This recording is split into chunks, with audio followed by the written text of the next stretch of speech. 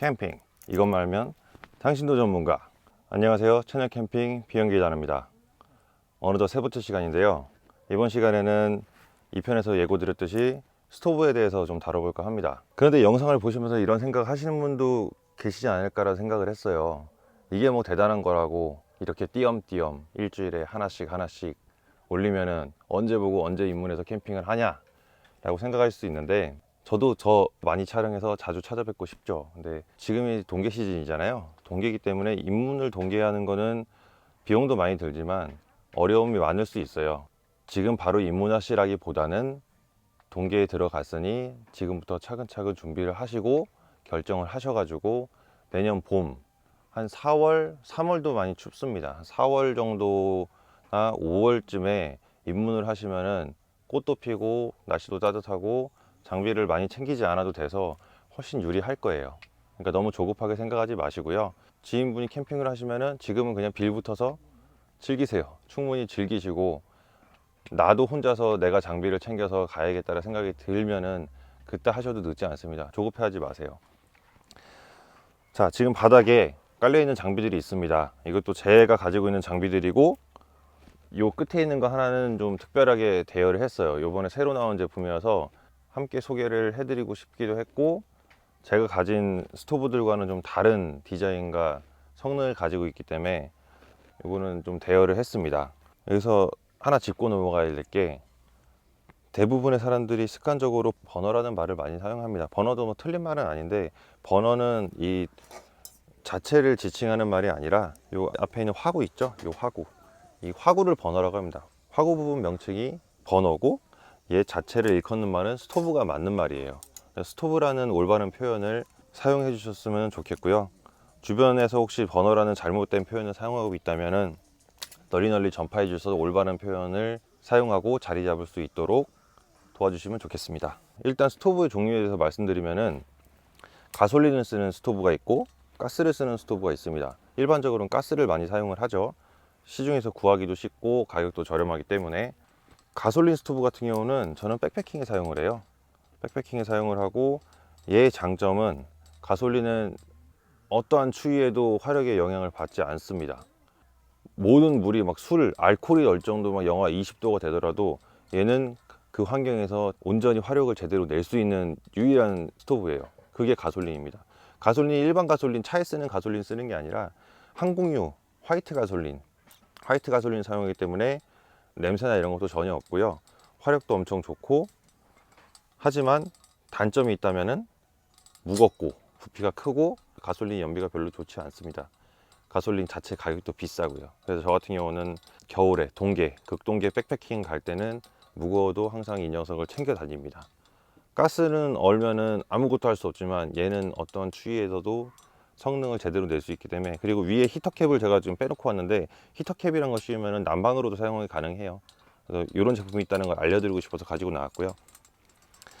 나머지는 가스 스토브인데요, 백패킹에 사용하는 제품도 있고 오토 캠핑에 사용하는 제품도 있습니다. 이 제품 같은 경우는 작죠. 사이즈가 이렇게 작습니다.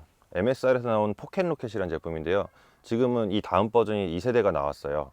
저 같은 경우는 백패킹 입문 당시에 구매를 해서 지금도 잘 사용하고 있고요.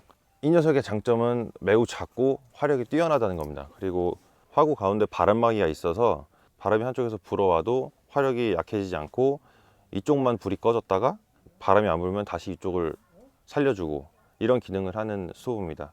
휴대가 간편해서 좋고 화력이 좋아서 자주 사용하게 되고요. 얘의 단점은 받침이 작기 때문에 큰 코펠을 올리면은 엎을 수 있다는 점이에요. 이거는 염두를 해 주셔야 되고요.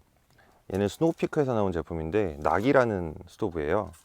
생긴 걸 봐도 좀 특이하죠. 부피가 좀 크긴 한데 얘는 다 분해가 돼서 작게 접을 수 있습니다. 얘의 장점은 바람에 엄청 강하다는 거예요. 바람이 엄청 강해서 어떠한 환경에서도 바람이 심하게 불어도 화력을 유지를 해주고, 이 코펠 받침이 넓기 때문에 큰 사이즈 20cm 이상이 되는 코펠을 사용해도 안정적으로 지지를 해줍니다. 바람이 많이 부는 지역에 갈 때는 저는 이 녀석을 챙겨가고, 그렇지 않고 그냥 가볍게 갈 때는 이 작은 녀석을 가지고 다닙니다. 그리고 얘는 오토 캠핑을 하시는 분이라면 하나씩은 다 가지고 있을 법한 코베아의 3웨이라는 스토브예요. 일반 가스레인지라고 볼 수 있고요. 얘의 장점은 여러 가지 기능이 있다는 겁니다. 지금 여기 있는 것처럼 스토브에 어떤 걸 올리느냐에 따라서 다양하게 사용을 할 수 있어요. 전골팬을 올리면 전골을 하거나 후라이팬으로 쓸 수 있고, 그냥 받침을 올리면 일반 가스 스토브처럼 사용 가능하고요. 직화라고 하긴 뭐하지만 직화에 가까운 맛을 내주는 그런 그릴입니다. 이런 게 있고, 얘도 아마 하나쯤은 가지고 있을 법한 제품이에요. 플레이트 스토브란 제품이고, 이 스토브 자체가 판때기로 돼 있어서 플레이트라고 얘기를 합니다. 화력은 좋은 편인데 이 제품의 원조는 스노우피크 제품이에요. 근데 가격대가 20만원 중후반대로 좀 높고, 얘는 지금은 바뀌긴 했는데 예전에 PMS라고 해서 한때 공동구매로 10만원 이하에 판매가 됐던 제품입니다. 지금은 상태가 좀 많이 안 좋아서 바꾸긴 해야 되는데 아쉬운 대로 사용을 하고 있어요. 그리고 마지막으로 이 제품은 최근 미니모럭스에서 출시한 파워스토브 W입니다. 그 전에 이미 다른 브랜드에서 이렇게 나온 스토브가 있긴 있었어요. 근데 가격대가 많이 높아서 중국산 카피를 쓰거나 이랬는데, 국산 제품으로 20만원대 가격에 출시를 했고, 화력 또한 뛰어나고 큰 코펠도 사용 가능하기 때문에 오토 캠핑 가서 야외에서 음식을 한다면 얘만한 스토브가 없을 걸로 예상이 됩니다. 아직 실제로 사용해 보진 않고 불만 붙여봤어요. 여러 가지 종류를 소개를 시켜드렸는데요. 스토브도 중요하지만 가스를 어떤 걸 쓰냐에 따라서 스토브의 성능을 극대화하거나 떨어뜨릴 수 있기 때문에 그걸 설명을 드릴 건데, 일반적으로 많이 사용하는 가스가 이 막대 가스입니다. 막대 부탄이라고 하죠. 일반 부탄 가스고 오토 캠핑용으로 많이 사용을 합니다. 지금 여기서도 바로 연결할 수 있는 거는 얘죠. 우리 집에 흔히 쓰는 브루스타나 이런 것들, 휴대용 가스레인지는 다 이 막대 가스를 사용을 합니다. 막대 가스의 장점은 가격이 저렴하고 마트 어딜 가도 쉽게 구할 수 있다는 점이에요. 근데 단점은 화력이 강하지 못합니다. 아무래도 어느 정도 실내 온도가 유지되지 않으면 재화력을 내지 못하기 때문에 야외에서 조리를 할 때는 좀 제한이 있어요. 그리고 캠핑용 가스로 많이 사용하는 게 이렇게 둥근 뚱뚱이 가스를 많이 사용하는데요. 둥글게 생긴 가스가 똑같다고 해서 다 같은 화력을 내는 건 아닙니다. 얘 같은 경우는 특히 이렇게 생겼을 뿐이지 그냥 부탄가스예요. 얘는 이소가스라고 말을 하고, 이소는 가스에 들어가는 성분을 말하는데요. 이소 함유량이 높을수록 화력을 더 세게 낼 수 있고 그만큼 가스를 많이 소모하기도 합니다. 그래서 가스를 선택할 때 특히 백패킹이나 아니면 동해 오토캠핑을 오더라도 야외에서 조리를 한다면 꼭 이소가스를 사용을 하시는 게 좋고요. 가스가 세 종류로 나오는데요. 110g, 230g, 450g입니다. 얘는 230g인데 이 가스는 특이하게 충전량이 220으로 표기가 되어 있네요. 약간씩 차이가 있을 수 있고요. 이렇게 세 가지 사이즈로 나오기 때문에 용도에 맞는 걸 사용하시면 되고, 작은 건 휴대하기 좋기 때문에 백패킹에 많이 사용을 하겠죠. 이거는 백패킹이든 캠핑이든 내 사용량에 따라서 사용을 하시면 되고, 큰 사이즈는 오토 캠핑에 주로 사용을 합니다. 특히나 겨울에는 가스를 다 소모하기가 쉽지 않아요. 그렇기 때문에 작은 가스보다는 큰 가스를 사용하는 게 화력이 훨씬 더 오래 유지가 되고 유리합니다. 겨울에는 큰 걸 사용을 하시고, 백패킹에는 이 큰 걸 다 들고 갈 수 없으니까 작은 걸 쓰는 게 유리하겠죠. 이렇게 간단하게 소개만 하고 마치기에는 좀 아쉬울 것 같아서 제가 하나씩 불을 붙여 볼 거예요. 점화를 해서 어느 정도의 화력을 가졌는지 실제로 눈으로 보고 판단하실 수 있도록 보여드리도록 하겠습니다. 궁금해하지 않을 수도 있지만 휘발유 스토브를 점화를 한번 해보겠습니다. 이 휘발유 스토브 같은 경우는 가스는 자체적으로 기화가 되지만 얘는 기화되지 않기 때문에 안에 공기를 넣어서 압축을 해가지고 압력으로 분출을 하는 거거든요. 지금 어느 정도 제가 압을 넣어놓긴 했는데,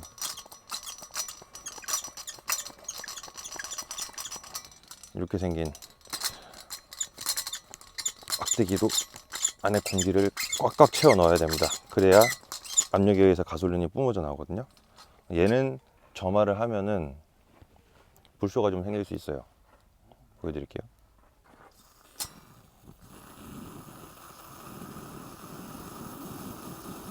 불쇼가 안 생기네. 처음 점화를 하고 계속 공기를 넣어줘야 합니다. 이 공기가 다 빠질 때까지 계속 유지가 되고요. 압이 약해지면 약해지는 만큼 화력도 줄어듭니다. 어마어마하죠, 화력이. 지금 안에 가솔린 양이 많이 들어있지 않아서 평소보다 더 압을 넣어줘야 되긴 하는데, 자, 이 정도의 화력, 이 정도의 화력이라는 걸 보여드렸고, 잠갔는데도 계속 나오죠. 압이 다 빠질 때까지 기다려줘야 되고요. 불이 꺼지고 나면은 이게 지금 기름통 안에 공기가 잔뜩 차 있기 때문에 연료 뚜껑을 살짝 열어서 공기를 빼줘야 합니다. 네, 공기가 다 빠졌으면은 이 상태로 보관을 하면 되고, 포켓로켓 상당히 작죠. 이 작은 녀석이 화력이 엄청 셉니다. 자, 불꽃 올라가는 거 보이나요? 화구가 작은 데 비해 불이 엄청 세죠. 화력이 세서 물을 빨리 끓이기에 최적화된 스토브입니다. 어떤 음식을 조리한다기보다는 커피나 아니면은 물을 부어서 사용할 수 있는 그런 음식을 조리하는 데 유리한 스토브예요.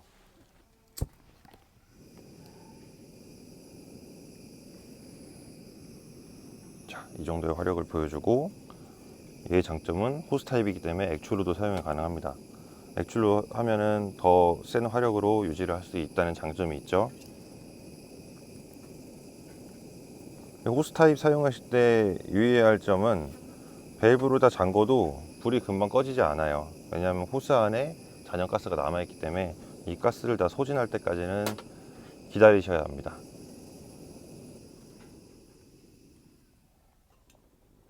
이번엔 국민 스토브입니다. 코베아 3웨이.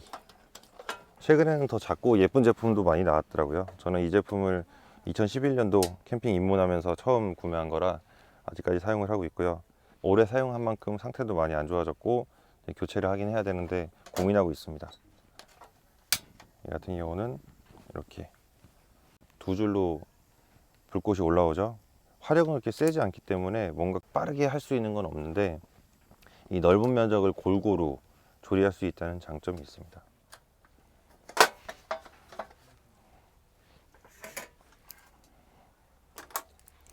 아무래도 백패킹용보다는 화구가 넓은 편이죠. 넓어서 조리하기에 유리하고, 얘 같은 경우는 이그나이터가 있는데 지금 오래돼서 잘 작동을 안 해요. 네. 이 녀석도 호스 타입이기 때문에 마찬가지로 액출로 사용을 할 수 있습니다. 네. 화력이 벌써 확 세졌죠.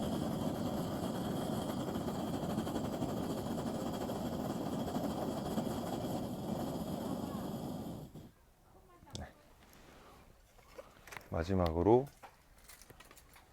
최근 출시한 신상 파워 스토브 W. 이 녀석도 호스 타입이죠. 밸브가 두 개가 있습니다. 위에 밸브를 열어주고, 살짝만 열어주고, 아래 밸브로 어우, 이렇게 점화를 하는 거예요. 그리고 불 조절은 위에 있는 밸브로 합니다. 화력이 엄청나죠.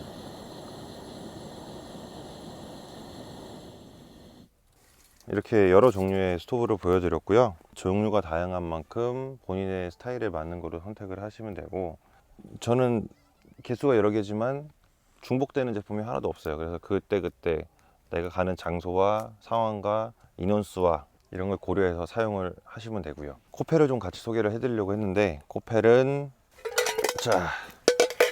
당장 구매하지 마시고 이런 거 사용하세요.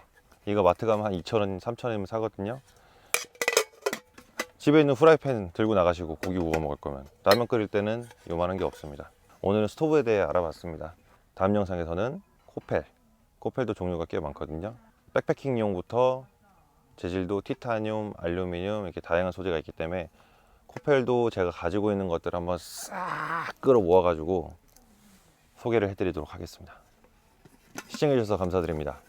다음 시간에 뵙겠습니다.